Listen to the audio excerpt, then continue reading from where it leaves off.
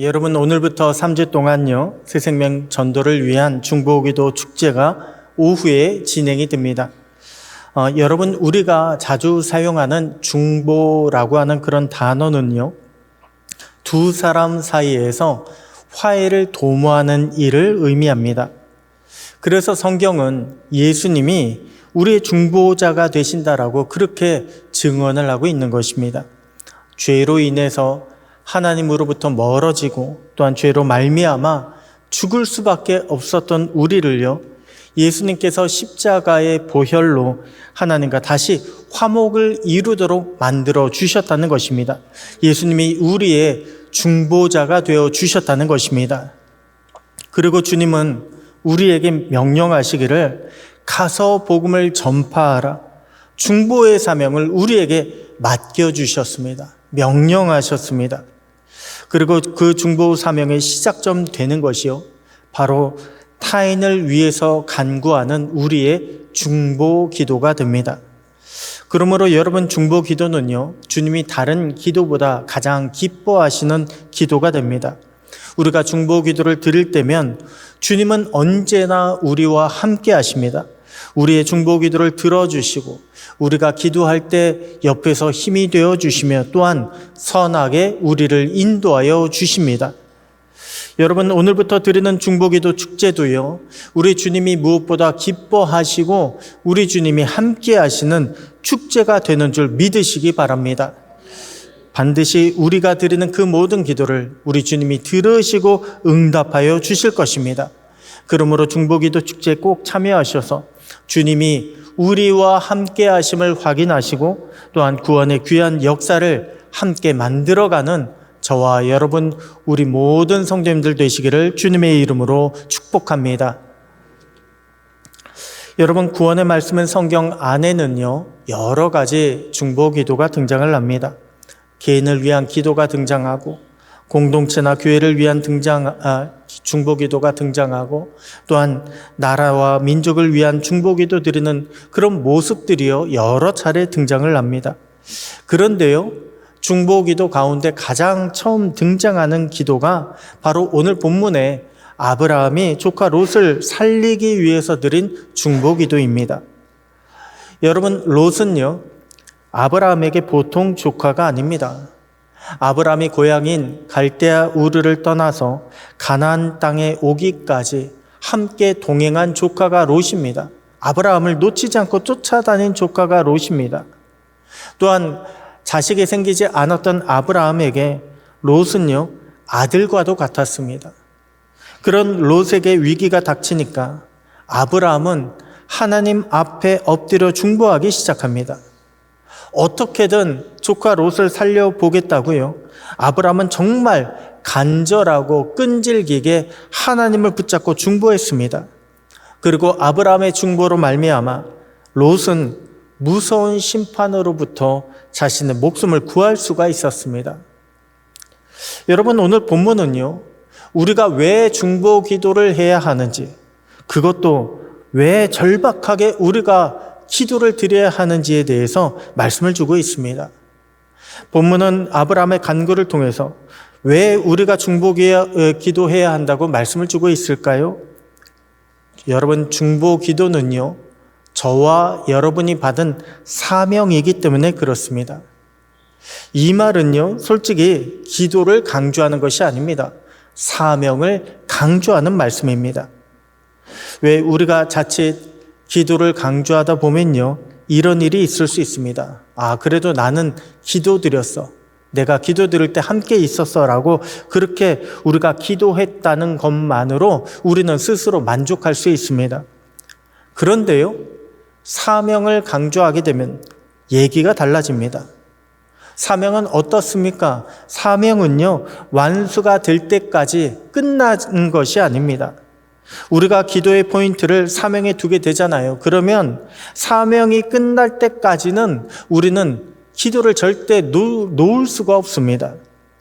그래서 우리가 기도를 드릴 때면 사명의식을 가지고 목적의식을 가지고 기도하는 것이 얼마나 중요한지 모릅니다. 우리가 분명한 목적을 가지고 기도를 할 때, 그때 우리의 기도는 하나님 앞에 상달되고 반드시 응답되게 되는 것입니다. 하나님은 아브라함을 선택하실 때부터요, 아브라함을 향한 하나님의 계획을 가지고 계셨습니다. 한마디로 아브라함의 선택에는 하나님의 목적이 있었다는 것입니다.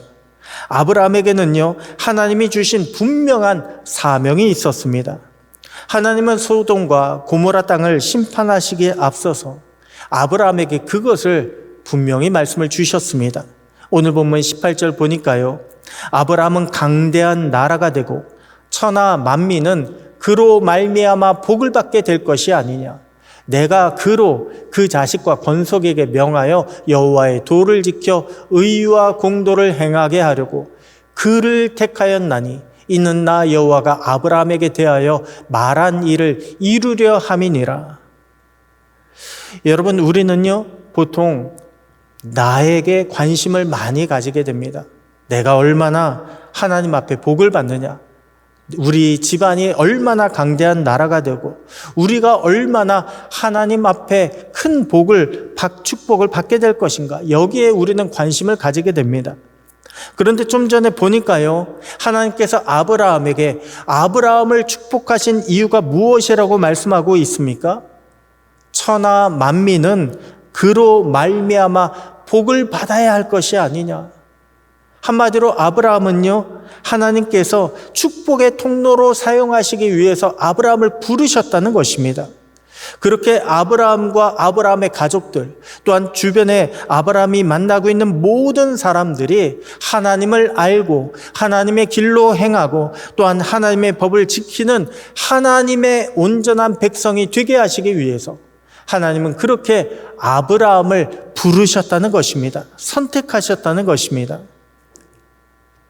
여러분, 아브라함이요, 이 하나님의 말씀을 들었을 때 무엇을 생각했을까요? 하나님의 이 말씀을 들었을 때에 아브라함은 누가 먼저 생각이 났을까요? 왜 앞선 17장에 보면요, 아브라함은 이미 육신의 아들 이스마엘을 비롯해서 모든 건속들에게 하나님 나라의 백성이 되는 그런 언약의 할례를 행했습니다. 그런데 그때 그 자리에 누가 없었습니까? 이미 독립을 해서 소돔 땅에 살고 있는 조카 롯이 빠졌습니다. 암만 롯이 조카이고 또한 독립을 했다고 할지라도요, 롯은 아브라함에게 둘도 없는 혈육입니다. 가족이었습니다. 하나님께서 천하 만민이 아브라함으로 말미암아 복을 받아야 할 것이 아니냐라고 말씀하셨을 때 아브라함은 가장 먼저 독립해서 나가 살고 있는 조카 롯을 생각했을 것입니다. 여러분, 우리에게 천하 만민이라고 하는 것은요, 그냥 추상적인 개념이 아닙니다. 천하 만민이라고 하는 것은 내 가족의 영역을 넘어서서 내가 만날 수 있는 가까운 친척들, 이웃들, 직장 동료와 모든 만나는 사람들이 바로 천하의 만민이 되는 것입니다. 주님은 그들이요, 남이 아니라고 말씀하고 계신 거예요. 천하 만민은 바로 우리의 사명이다. 우리가 전도해야 하고 우리가 구원해야 할 중보의 대상이 된다라고 그렇게 말씀을 주고 계신 것입니다. 사실 아브라함은 그동안 자신의 가족만을 바라보고 살았습니다. 자신의 자녀가 복을 받고 자신의 집안이 점점 왕성해지는 자신만을 위한 삶을 살았고요, 자신만을 위해서 아브라함은 기도를 드렸습니다. 그런데 그러다 보니까 어느새 독립해서 나가 살고 있는 조카 롯은 점점 잊어버리고 말았습니다.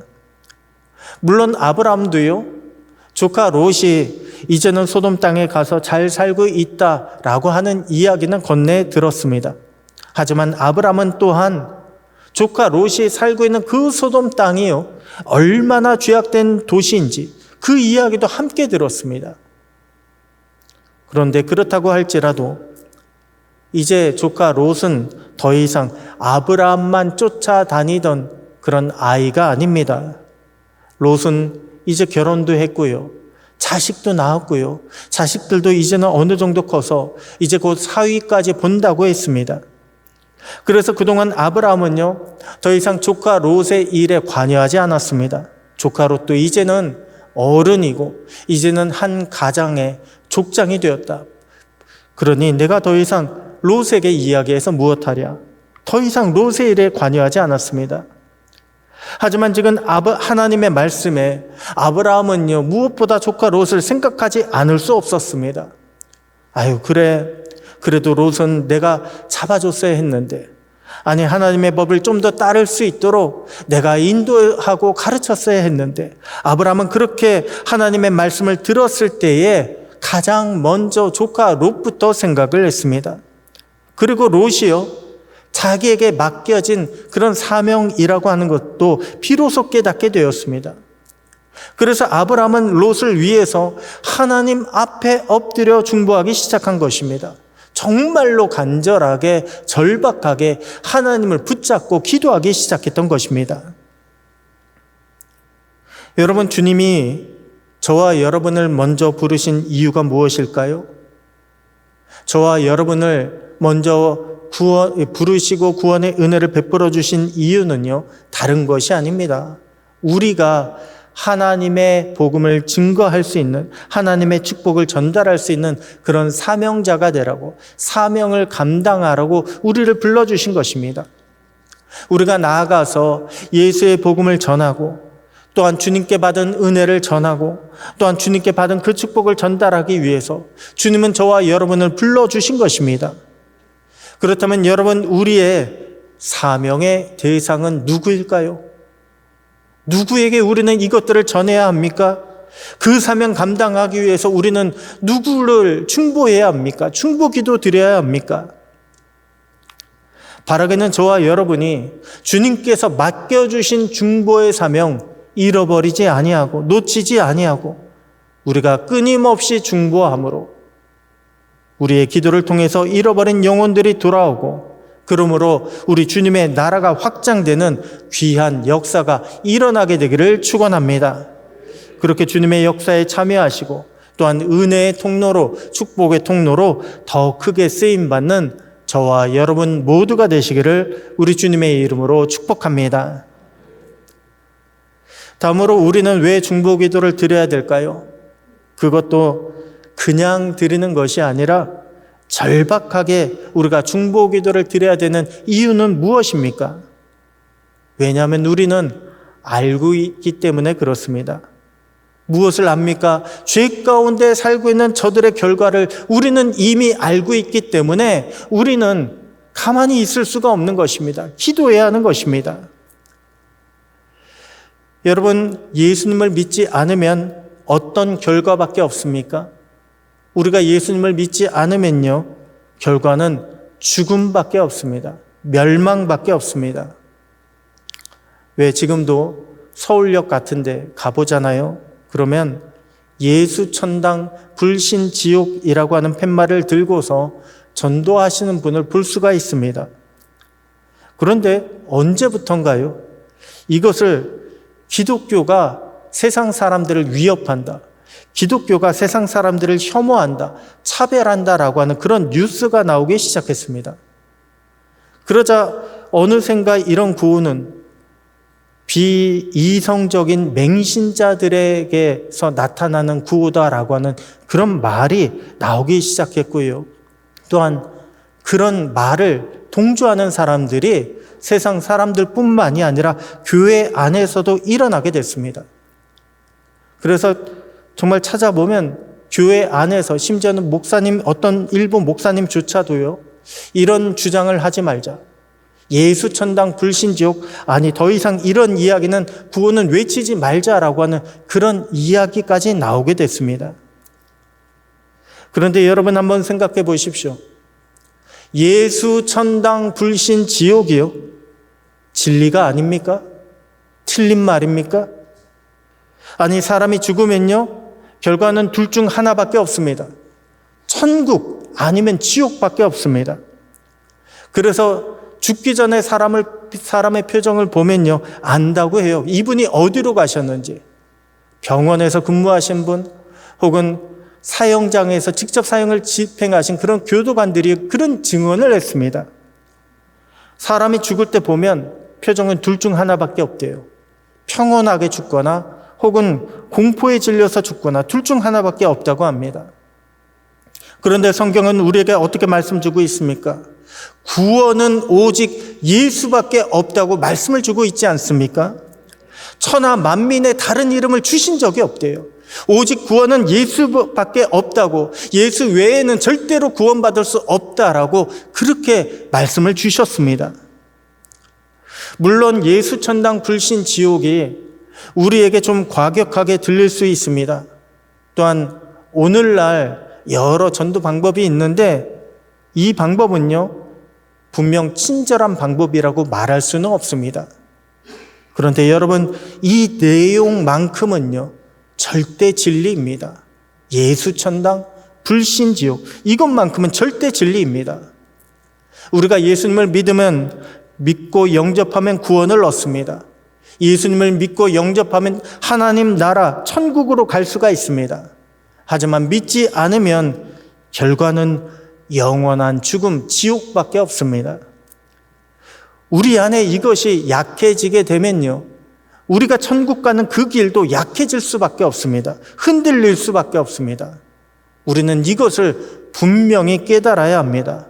그래서 우리가 아무리 세상 살지라도, 우리가 아무리 이성적이고 또한 우리가 온전히 신앙생활 하려고 노력한다 할지라도 예수 천당 불신 지옥, 이 진리만큼은 우리는 절대 놓쳐서는 안 됩니다.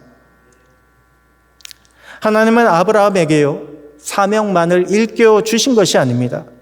하나님이 지금 어디로 가고 계시는지, 하나님이 지금 무엇을 하려고 하시는지를 말씀해 주셨습니다. 그런데 아브라함이 들어보니까요, 그 내용이 충격적입니다. 하나님은 지금 소돔과 고모라 땅으로 가고 계셨습니다. 왜냐하면 그 땅에서 죄악으로 말미암은 영혼의 부르짖음이 너무나도 컸기 때문에 그렇습니다.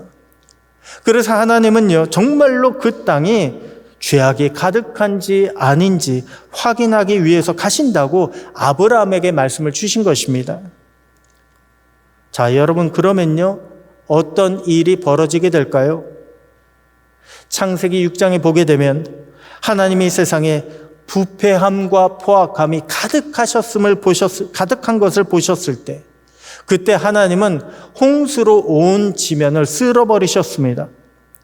아니, 창세기 11장에도 보니까 사람들이 바벨탑을 건설하는 것을 하나님께서 친히 내려와 보셨을 때에 하나님은 사람의 언어를 혼잡하게 만들어 흩어버리셨다라고 했습니다. 하나님이 직접 내려와 보시고 하나님은 심판하신 것입니다. 그런 하나님께서 소돔과 고모라를 가보신다면 가만히 내버려 두실 리가 없습니다.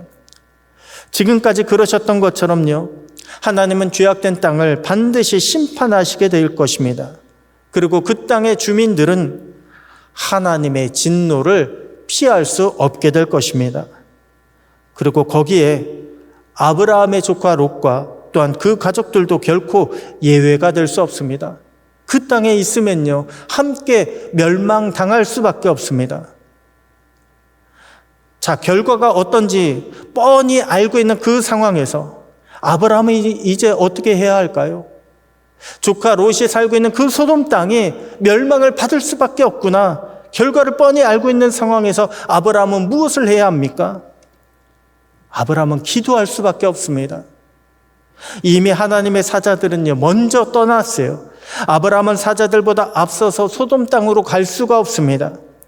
그러니 아브라함은 기도할 수밖에 없습니다. 하나님의 인자와 자비를 구하며, 하나님, 저 죄악된 땅을 용서하여 주시옵소서.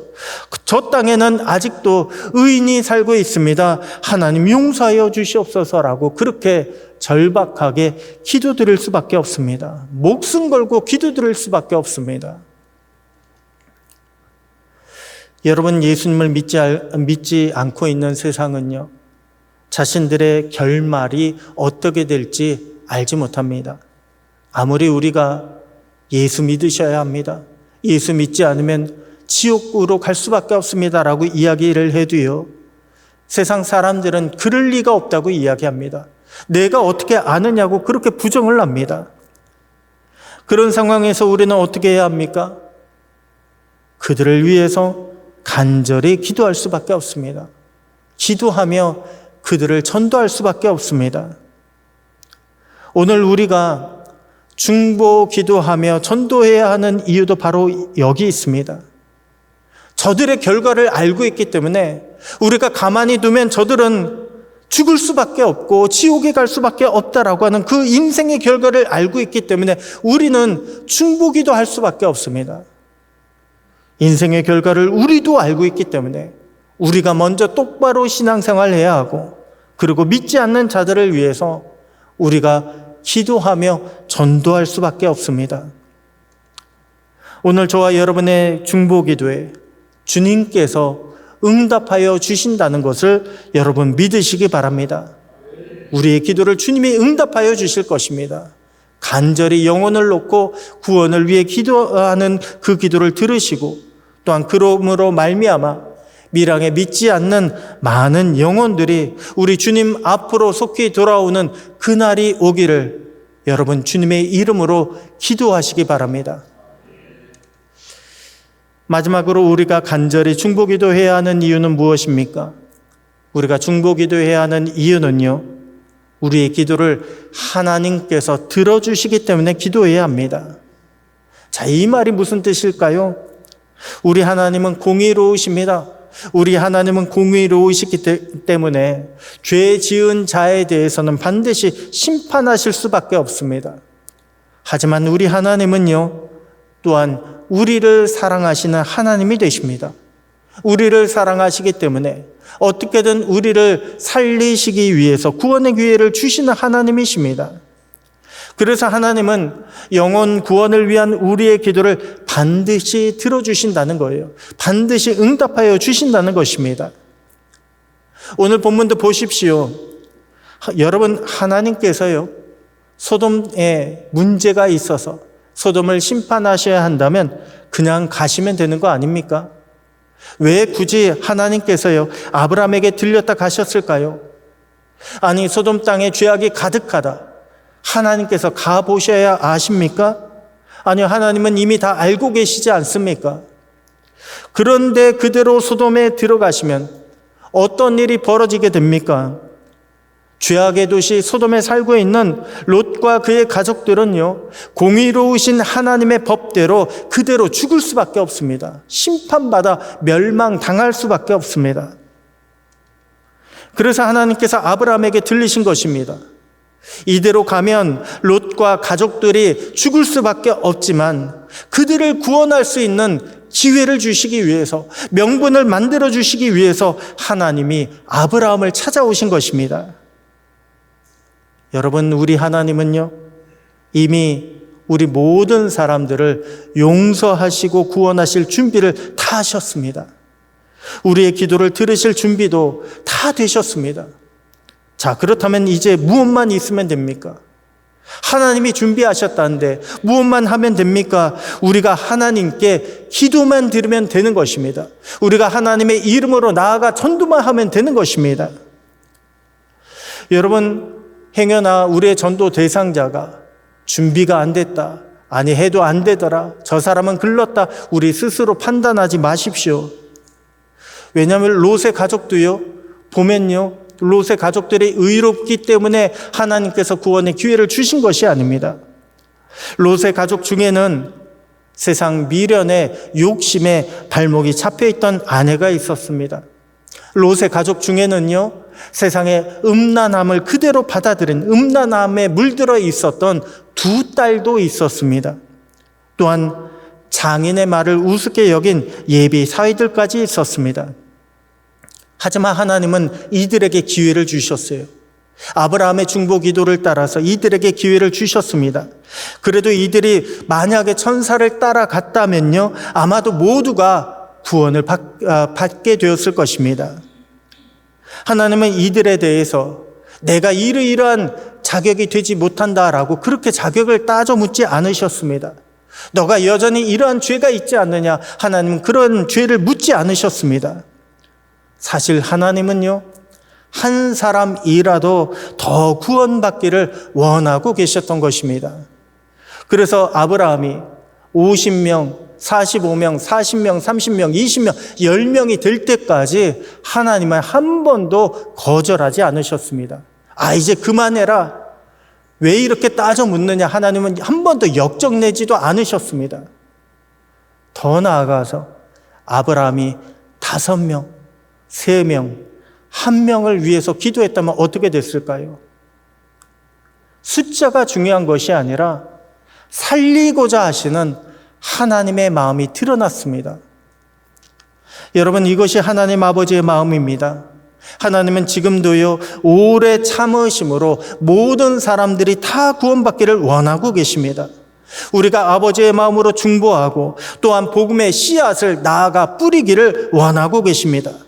그러면 롯의 손목을 붙잡고 끌어내어 주셨던 하나님께서 우리에게도 반드시 역사하여 주실 줄로 믿습니다.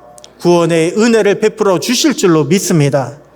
그렇게 응답하실 하나님을 기대하시며 복음을 증거하시고 그러므로 구원의 영광에 함께 동참하는 저와 여러분 모두가 되시기를 우리 주님의 이름으로 축복합니다.